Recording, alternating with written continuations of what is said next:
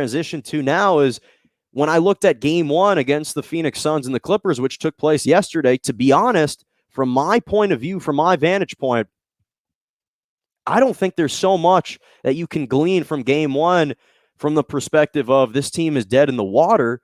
I came away from game one thinking to myself, the Clippers have a chance. I'm not going to just write them off. I'm not going to count them out right now just because they've got no Kawhi Leonard. Even if Chris Paul comes back, the mental fortitude that I've seen, Paul George has clearly turned a corner, dropping 34 points. He was great. Reggie Jackson with another 24 points. From my vantage point, watching game one, the fact that the Clippers, after just playing a highly emotional and intense, hard-fought series against the Utah Jazz just 36 hours ago, to come back on the road like we've seen over the last two series on the road in game one, and not only hold their own, but compete till the bitter end and force Devin Booker to put up a 40-point triple-double just to win one game at home, barely. I think if you're the Clippers this morning, you're waking up thinking to yourself, our game plan worked pretty well, and we barely had any time to prep for the Phoenix Suns. Because, yes, Phoenix won 120 to 114, but if you're the Clippers, you're looking at that box score saying to yourself, we were down by 10 points, 116 to 106, with about 2.5 minutes left.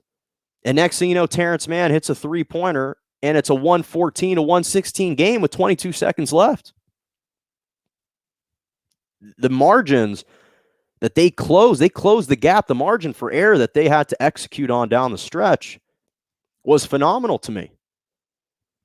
And when I think about the Clippers, they could have easily just packed it in that spot. You coming off a 6-game series, you're emotionally gassed. It was taxing. You're playing on the road in a hostile environment. The other team is well rested. They haven't played a game in over a week.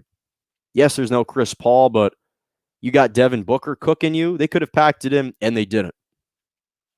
So I give them a lot of credit. They should be in pretty good spirits, as they were in the postgame. But I do love what I'm seeing out of Devin Booker and this Phoenix Suns team. And even though I'm not going to count out the Clippers at the end of the day, if this series is to continue with these current rosters, Clippers playing without Kawhi, Phoenix Suns without Chris Paul, they'll take that series. They will take that matchup in a heartbeat. Because as good as Chris Paul is, I think that the talent around him is better than the talent on the Clippers without Kawhi. And Devin Booker torched him, 40 points, 13 rebounds, 11 assists, his first playoff triple-double. He was sensational, hitting from the mid-range, curling off screens, hitting three-pointers, driving to the basket. And this has been kind of this coming-out party for Devin Booker this postseason. He scored 11 points in the fourth quarter, but this is what was most impressive watching Devin Booker yesterday, because everyone's only characterized him as a scorer. Well, no Chris Paul. He takes over the point guard duties because Cameron Payne isn't in the ballgame late down the stretch. And Devin Booker recorded 4 assists in the fourth quarter. He scored or assisted on 43 of Phoenix's final 50 points in the ballgame.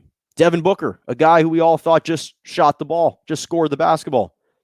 In the second half, so I mentioned he had 40 points, 13 rebounds, 11 assists. In the second half, he scored 29 of those 40 points, had 7 of those 13 rebounds, had 8 of those 11 assists, all in the second half.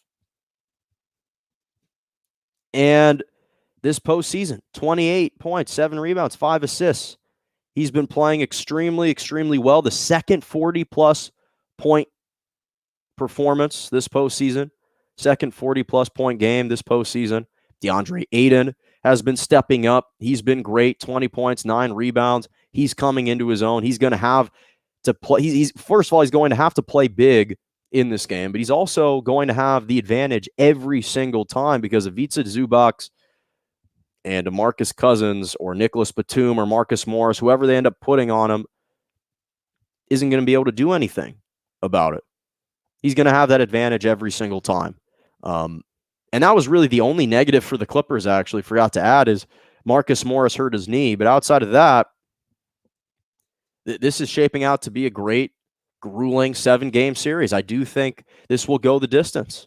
Whether Kawhi is playing, whether Chris Paul is playing, I think this series will go the distance.